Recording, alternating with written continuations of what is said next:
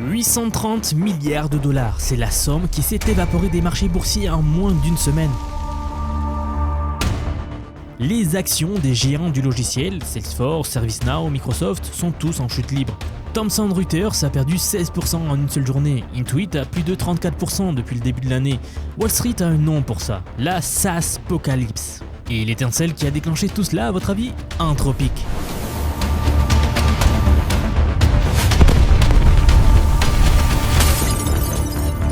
Parce que le 5 février 2026, Anthropic a sorti Claude Opus 4.6.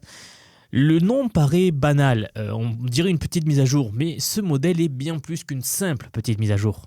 Nous avons appris qu'avant même sa sortie publique, il a découvert seul plus de 500 failles de sécurité critiques dans des logiciels utilisés par des millions de personnes.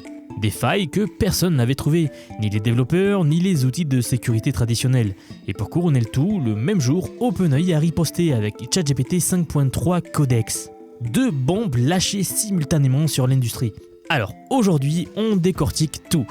Pourquoi ce modèle est objectivement le plus puissant jamais créé? Pourquoi Wall Street panique complètement?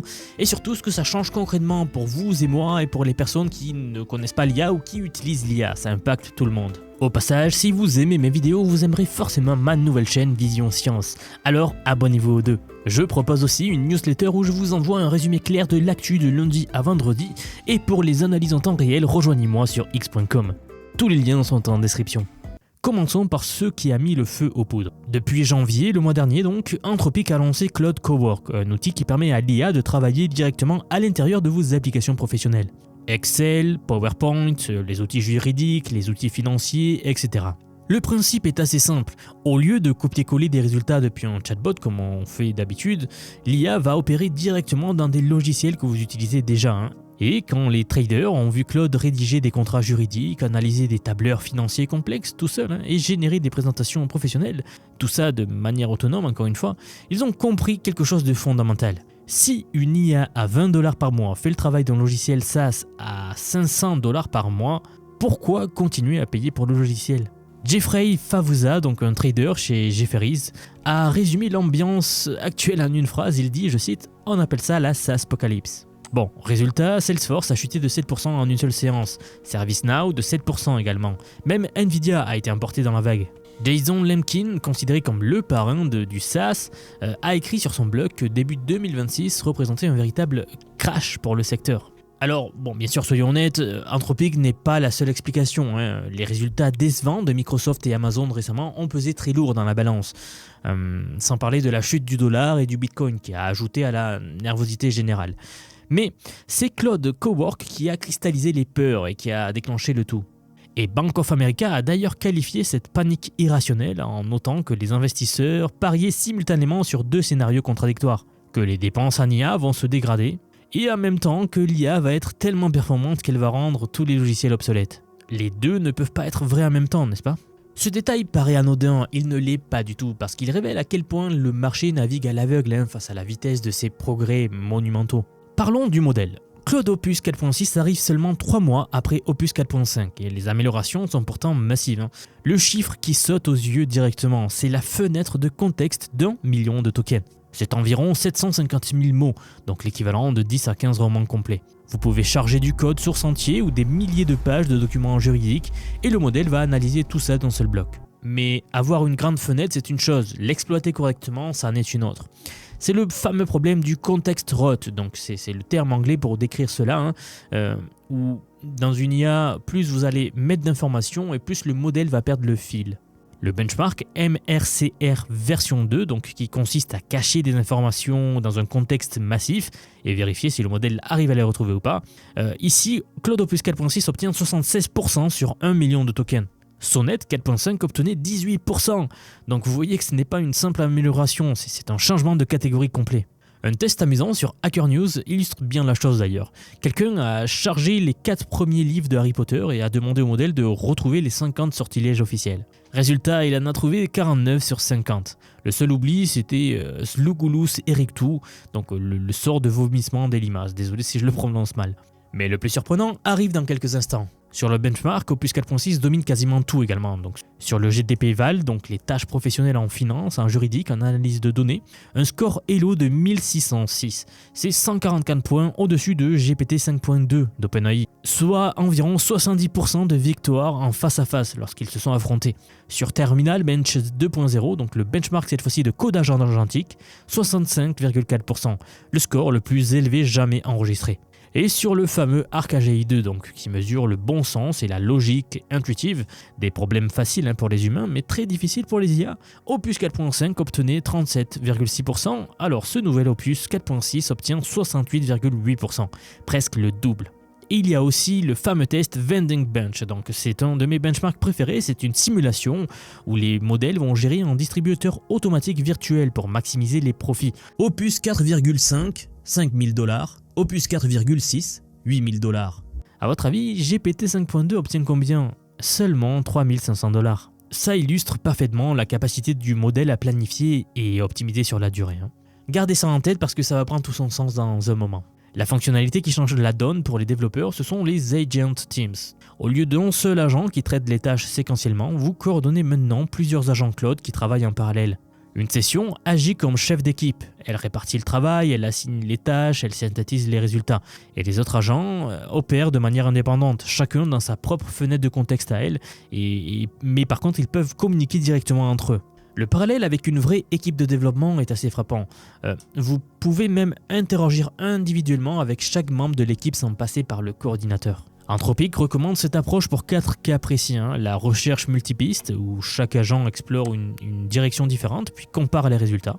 Le développement de nouvelles fonctionnalités en parallèle. Le débugage avec hypothèses concurrentes. Et la coordination entre différentes couches d'un système. Scott White, le directeur produit, compare ça à, je cite, « avoir une équipe de collaborateurs talentueux qui coordonnent leur travail en temps réel ». Fin de citation. Le revers de la médaille, bien sûr, c'est que chaque agent va consommer ses propres tokens.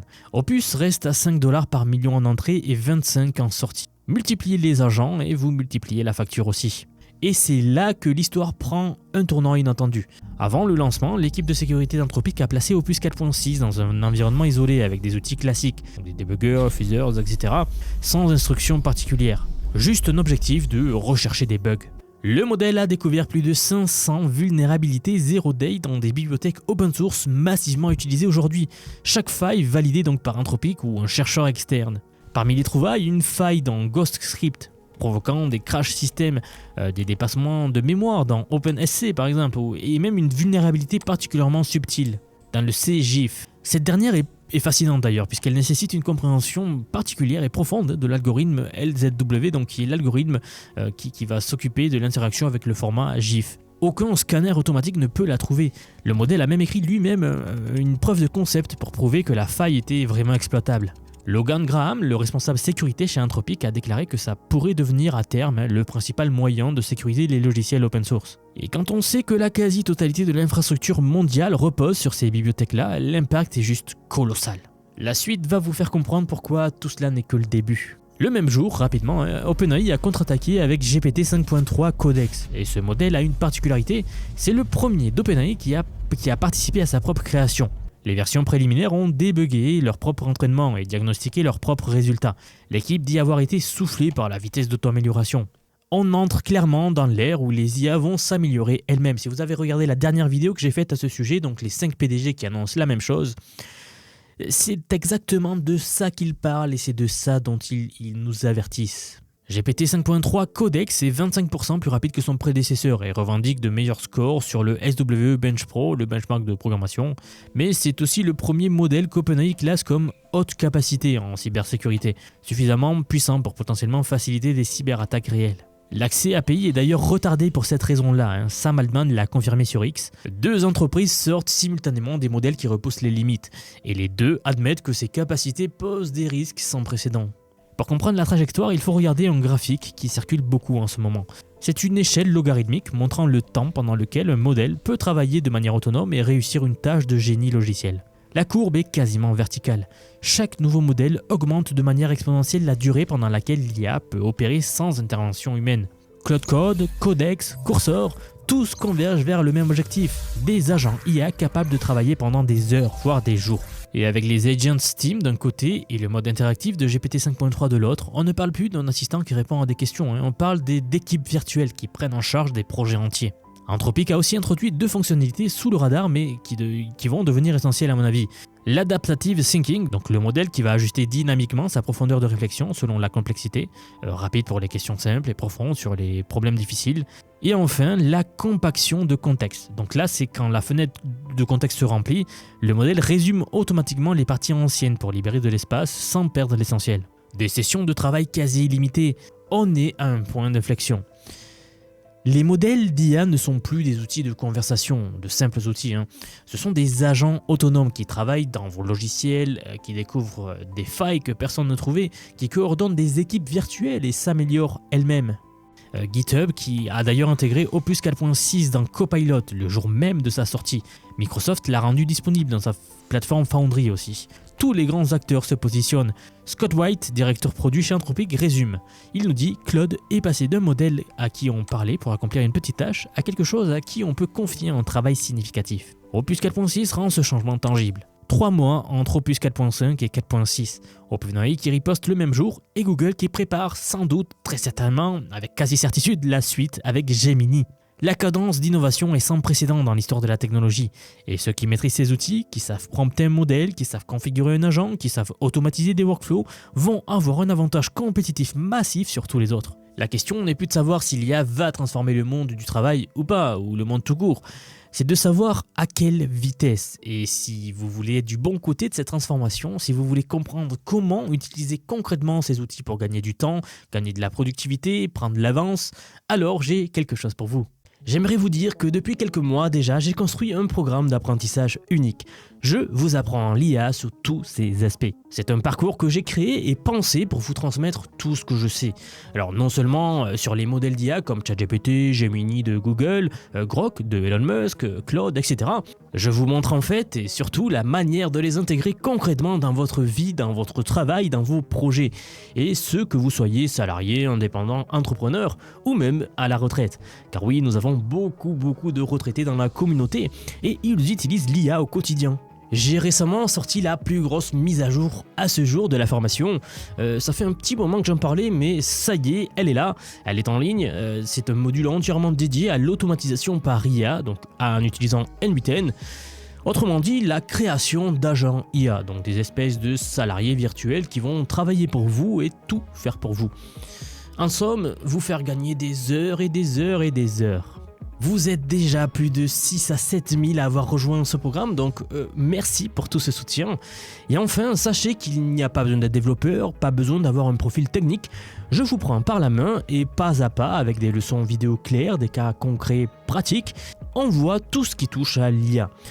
Dernier point, mais pas des moindres bien sûr, si vous nous rejoignez aujourd'hui, vous aurez accès à toutes les évolutions du futur. Sans surcoût, accès illimité à vie à tout ce que je veux vous apprendre.